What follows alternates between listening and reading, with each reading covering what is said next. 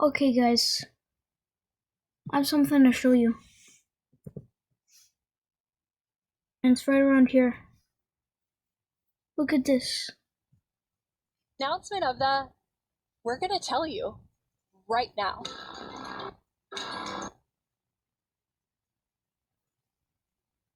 Why is it lagging?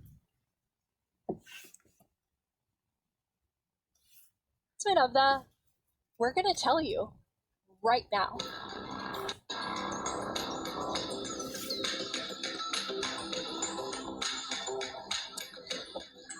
Hi, Agnes and Brandon. Hi. Hello. Let's do this.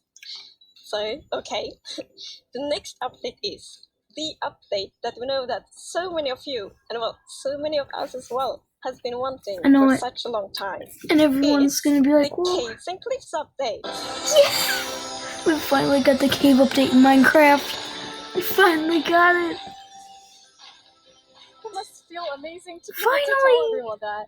Seriously, I'm so excited about this. I mean, even before I joined Mojang, I was always thinking about when is the cave update gonna come, and this is it. But it's I also saw that got there cliffs was as a well. new It's got the mob mountains. that's This stronger is than the such a Ender big Dragon. update, and I'm so excited. And it's so hard How to are you defeat. feeling, Agnes?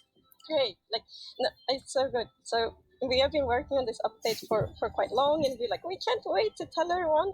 And now we just announced it, and We're actually getting our first live look at some reactions. Oh. Okay, that's very cute. Look at all of them.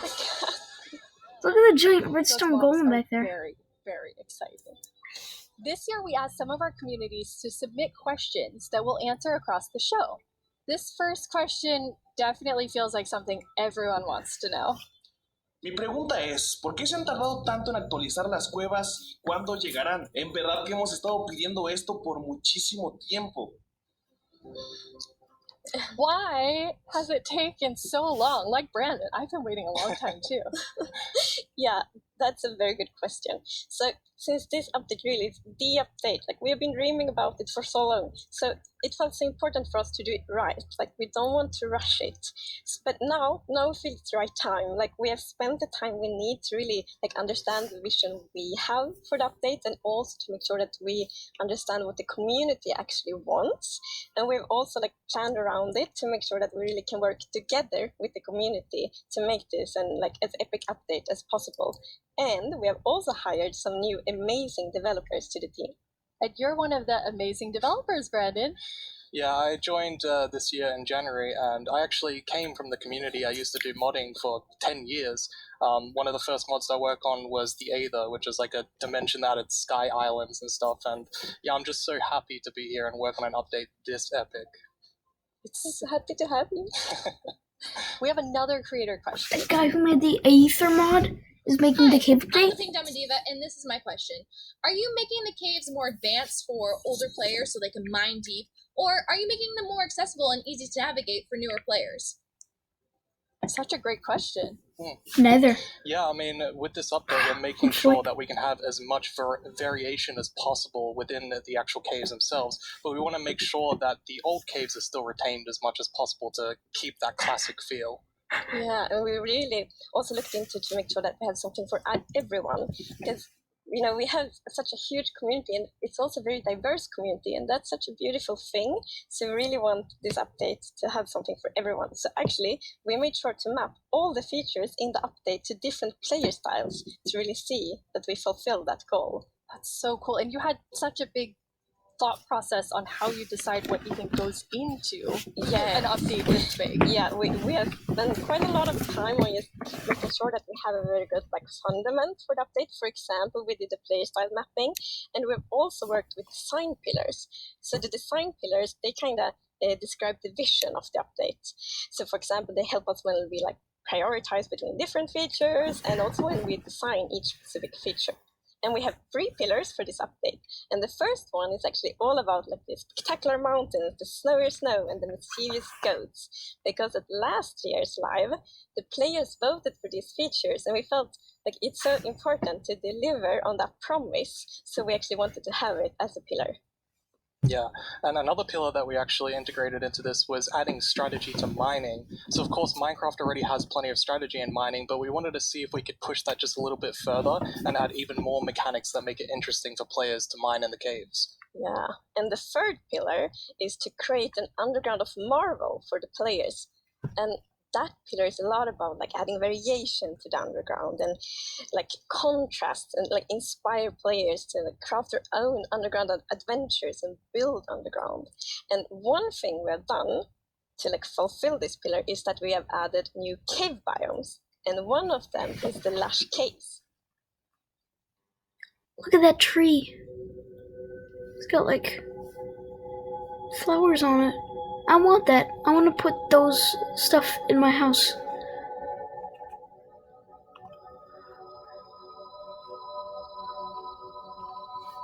Whoa! It's like glowing. It's like vines, berries. Yeah, you never need torches again in mining. You can just use those glow berries. It's so pretty. Going down. It's so beautiful. It doesn't feel cave-like. Yeah, I mean, we wanted to make sure that, of course, in Minecraft, all the original caves, they're pretty much the same. There's not much variation in terms of vegetation or different features inside of it. So for this, we wanted something which is a bit more like light and lush and actually has vegetation. And I mean, I think it looks amazing. It's gorgeous. What was the inspiration behind it? So we were thinking about, okay, so how should it feel when you're in a lush cave? And we wanted to be like, so you feel like very tiny inside like a big garden or big forest. So like when you look up, it's actually like vegetation above you, it's vegetation around you. And one source of inspiration we had is actually a Swedish painter called John Bauer, because in his paintings it's always, or often at least, like a tiny character, and then it's like huge forest, and you see like the bottom of the trees because the vegetation is like so big compared to the character. And you're adding so many new plants in the lush caves. Yes, so I don't know if you saw, but Plants there was and this caves new and plants tree and that was caves. actually above on the overworld, and this is called an azalea tree. So it's a unique type Ooh. of tree that it will be easy to spot for players, and if you actually find this and start going down its roots, you will find a lush cave there. So this is another part of adding strategy to mining, where there are certain landmarks which will allow you to understand what you're doing in the game. It's cool. And another one of the new blocks is a block called Spore Blossom. And it's that you maybe saw it in the video. It's a big pink flower that you find in the roof of the lush cave.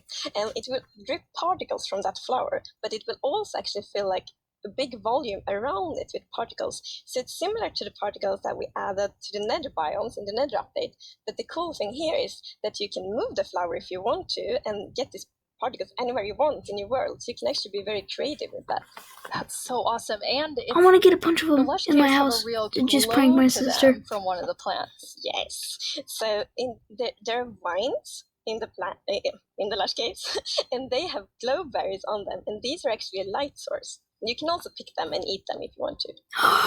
Nice. Yes, and another plant we actually Minecraft, have but is I the can't go drip above leaf ground. plant, and you can actually see that they can kind of grow That's an from amazing like challenge. water or anywhere else. And Someone do they that grow quite and tall, record but it. they have like a little plant on the top that you can actually hop onto. So the idea of the mechanic behind it is that the leaf will actually tilt down when you stand on it too long. So this will actually make you fall through. However, after a few seconds, it'll come back up. So it's kind of this like platforming block that allows you to just, continue platforming over and over again, which I hope is really exciting for, content creators making maps. Yeah, you can build like your own platforming levels, and then they will repair themselves. That's kind of neat. It's so beautiful in there. Whoa. And there's actually a mob coming to the lush caves. Yes, there is. But we will actually not tell you about this mob now, because in the end of the show, we will show even more features coming to the Caves and Cliffs update, and then we're gonna show that mob. This is so the much. first time we have so much that we're actually splitting the update section into two at the beginning and towards the end of the show. It's amazing. Yes. Yeah, it's exciting. You've also worked on improving the cave generation. Yes. Yeah, so as you Whoa. can see here, I mean, this is Look how big it drastically is. different to what caves used to look like. And there's definitely still the old style of caves, but we wanted to make sure that there was much more variety in the sort of caves, and the shapes and the sizes you could get. And even here, you can see that there's some water underground. Yes. So we actually added something we call local water levels. So in one cave might find like a cave lake, and another cave might not have that one. And this also means that we get naturally generated waterfalls, which is so pretty. And it also kind of gives like new ways to traverse the underground. You can actually go cave rafting. Yeah, so you'll see in a bit that our player here will actually use a boat to raft. And that is just such an exciting opportunity to be able to traverse the caves in a very different way than you used to. Yeah, we were playtesting, and then one of the devs like, look at this, it's so fun, and all of us just started to go with the boat on the waterfall. It was a lot of fun. So another thing to note here is that you can see that a lot of the ores were actually glowing. This is just for preview purposes. Ores aren't going to glow now. It's just that the caves tend to be quite dark, and we want to make sure that players can see the shapes of the cave. Now, will that So only rude. be for the like normal caves, or will this run across all of the new cave biomes? So the really cool thing is that like the new cave shapes and sizes is completely independent from the new biomes. So that means that we have so much variation. Because for example, a lush cave can, for example, generate in a super narrow tunnel, but it can also generate in like a huge cavern, and that creates completely different atmospheres, but it's still the same biome. Whoa. So we're really gonna have lots of variation on the ground now. Look You've at that. been calling two of the different cave types spaghetti and Swiss cheese? Like that's how varied the caves could be? Yes, I mean, there are so many different variables of how the variation works, and I mean, it has even more variation than the overworld itself. It's just crazy. It's a lot. Yeah, some of the caves, for example, have really cool pillars, and some are more like flat, some are tall. Lots of variation. Very nice. And you have another new cave biome to show us. Yes, so we have the Dripstone Caves biome. And whenever I think about the idea of a cave update, the image of stalagmites and stalactites comes into my head. But adding these are pretty difficult. You know, it's a very unique shape that Minecraft isn't really accustomed to. But I think the way that the artist put it into Minecraft works quite well. And of course, there's some mechanics surrounding this. So you can see that someone destroyed the block up the top, and so the dripstone fell down. And also, unfortunately for this zombie here, if you fall on these dripstones, you will get hurt. Poor zombie. There's another interesting mechanic in the dripstone caves. Yes, so maybe you saw in the video that like from the stalactites, you could see that it was like dripping water. So actually, if you put a cauldron under a stalactite, it will fill up with water. So it's renewable water. And how do you remember which is stalactites and stalagmites? Well, that's a very good question. It has been very tricky to remember that, but I think I learned. So we actually, it's hold on tight to stalactite. I was going to say the wrong one. So stalactite is in the roof and stalagmite is on the floor. Perfect. Yeah. We've been practicing that, all of us. For a long time, like even. And you have something really amazing in this update for the sort of redstone engineers out there. Yes, so we've actually been thinking about this redstone block that lives in the deep dark, a new biome at the deepest depths of the world. We're not going to talk about this biome too much today, but we are going to show some of the blocks and maybe later a mob that comes from it. So if we look at the video, we can actually see that it's basically this growth, and this is called the skulk blocks. And one of the blocks is called the skulk sensor. This is the new redstone block. As you can see, when you place or destroy a block, or if you have footsteps, it'll actually detect the vibrations around and then emit a redstone signal. So this is going to be very interesting for redstone players. We even have a mechanic around it where you can actually use wool with wool occlusion to essentially prevent signals from being able to get into the skulk sensor. So let's take a look at that now.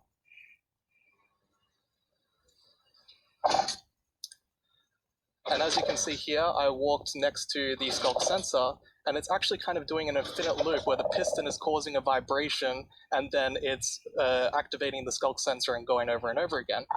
But here, I've actually put a wall block in between the piston, which prevents the signal from going to the skulk sensor. This can allow you to even do sort of directional skulk sensors where you can put wall blocks on each side and only allow it to detect vibrations in front of it. And vibrations can be so many different things. You know, it can be a snowball hit, it could be an arrow, it could be footsteps, it could be blocks, anything.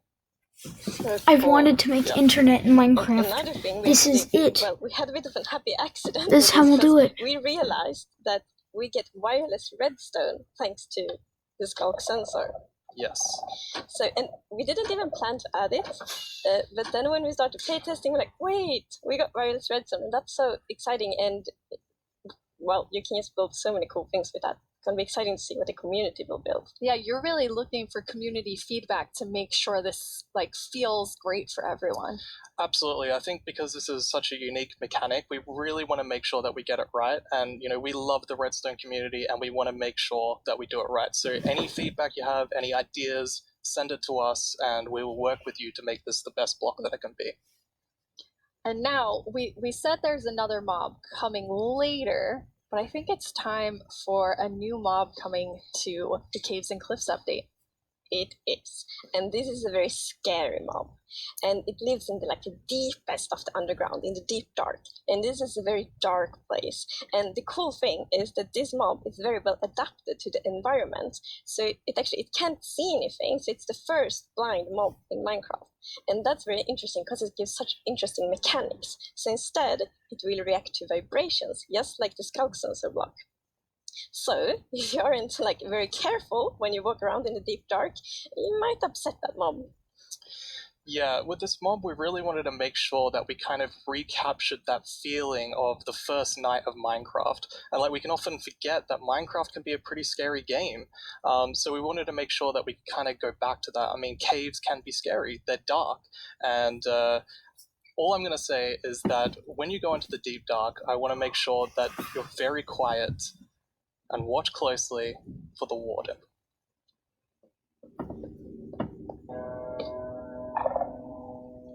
The warden?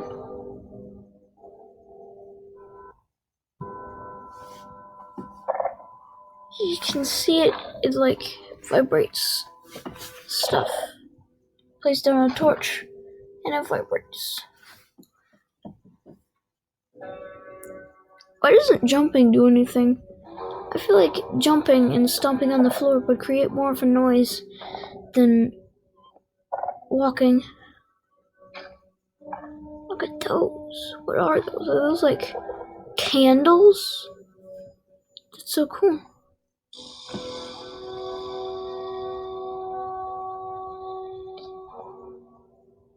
Whoa! What's that? It's like a cave hole thingy.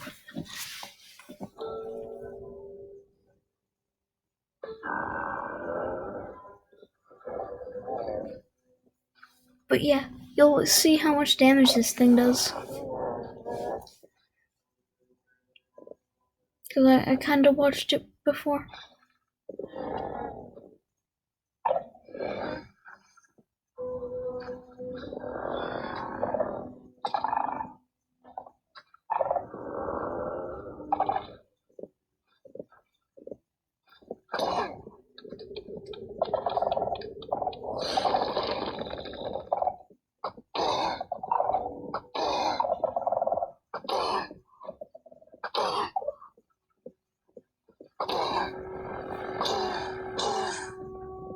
Look how much damage this thing does. Wait.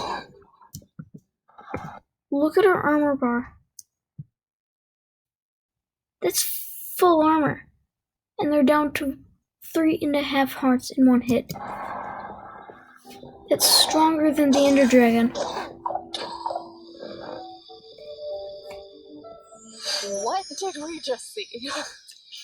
It's a very different mob. I'm really excited for this because not only is it trying to be scary, it's, we had to keep a balance to it. It was very challenging to design a mob like this. Another thing that's really important to note is in that video, I was wearing full netherite armor, so it's very powerful. You definitely want to watch out. Yeah. Which I You think know, like causes such an protection for interesting gameplay. netherite armor Like, to if you survive want it. to, you can avoid it, but then you need to really be careful, like sneak all the time to not make like any kind of movement that it will detect. But that's a lot of fun, and it's like feels scary, but in the good way. And you wanted to kind of take everyone back to that first night experience with the Warden. Absolutely. I mean, I had such an amazing experience when I first played Minecraft. Like, it was terrifying listening to zombies underneath my house and in the caves, and hopefully we can bring that back to players, but, 10 years later.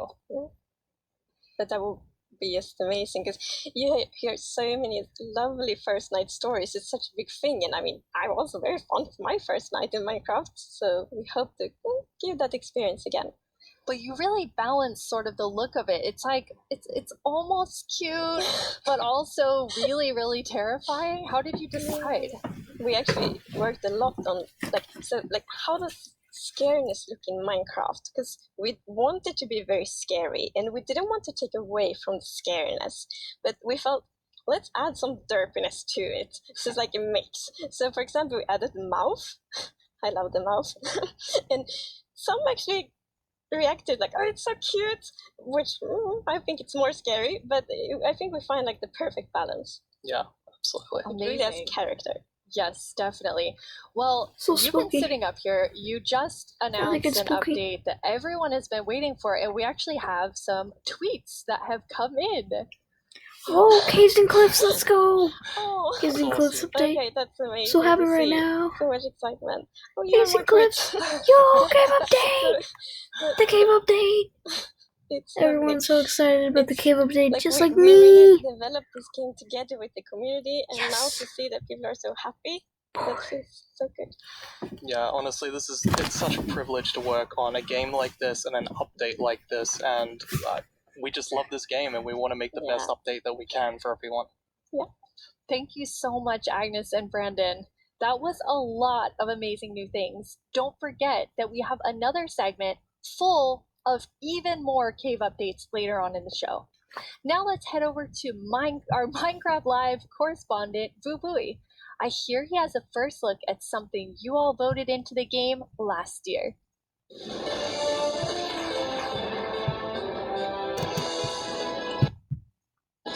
Hello, Minecrafters of the world. I'm Boo-Booey, and I'm here once again to help all of you at home to choose a mob that will go into Minecraft.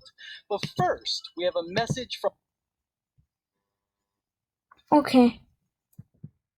That was amazing. There are cave updates in Minecraft? Wow. Yeah, subscribe to Minecraft.